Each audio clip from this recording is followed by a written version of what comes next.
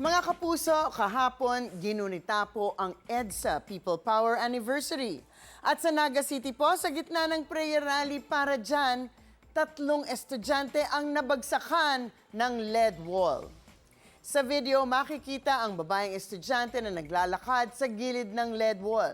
Maya-maya pa, bumagsak na ang lead wall at tinamaan ang nakatayong tent at ilang estudyanteng malapit dito. Agad namang rumesponde ang mga medical personnel sa insidente. Inalis din ng mga organizer ang lead wall bago magsimula muli ang programa. Yan ang pag-uusapan natin ngayon.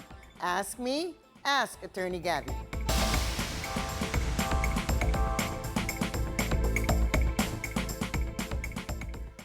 Attorney, ano ang sinasabi ng batas tungkol sa mga ganitong insidente sa mga pagtitipon lalo na at estudyante ang mga involved?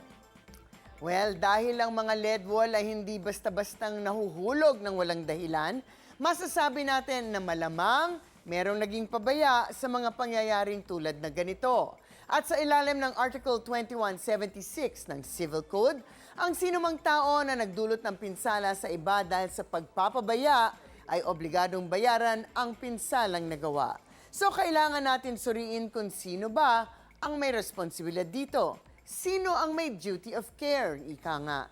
Yung negligence o pagpapabaya at ang liabilidad para dito ay palagi din namang matter of time, place, and circumstance. So masasabi nating maraming posibilidad. Halimbawa, ang unang titingnan ay sino ba nag-install nito?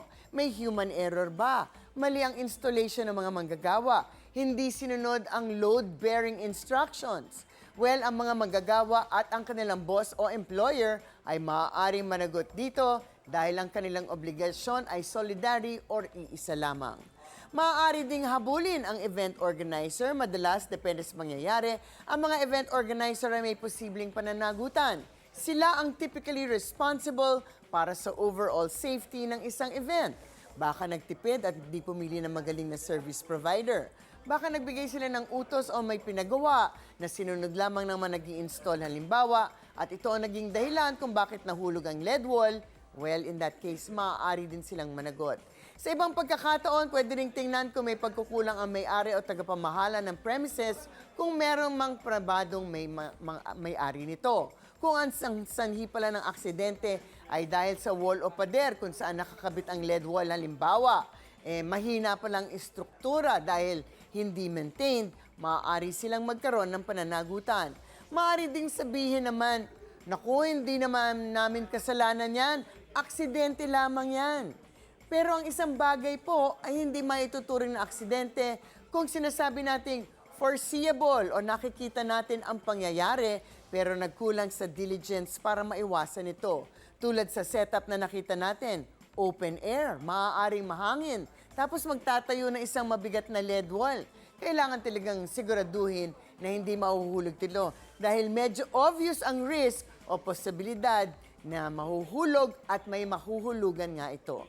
So hindi madali ang pag-aaral ng issue ukol sa pagpapabaya at ang liabilidad para panagutan ang danyos o damages na kailangan bayaran. Pero definitely, meron dapat talagang managot dahil nga hindi nahuhulog mula sa langit ang mga lead wall na tulad nito. At definitely, hindi ito kasalanan ng mga kawawang nasa ilalim nito nang ito ay nahulog. Bato-bato sa langit, ang tama ay huwag magalit. Mga usaping batas, bibigyan po nating linaw para sa kapayapaan ng pag-iisip. Huwag magdalawang isip. Ask me, ask Attorney Gabby. Wait! Wait lang! Huwag mo muna i-close. Mag-subscribe ka na muna sa GMA Public Affairs YouTube channel para lagi kang una sa mga latest kwento at balita. I-follow mo na rin ang official social media pages ng Unang Hirit. Thank you. O sige na.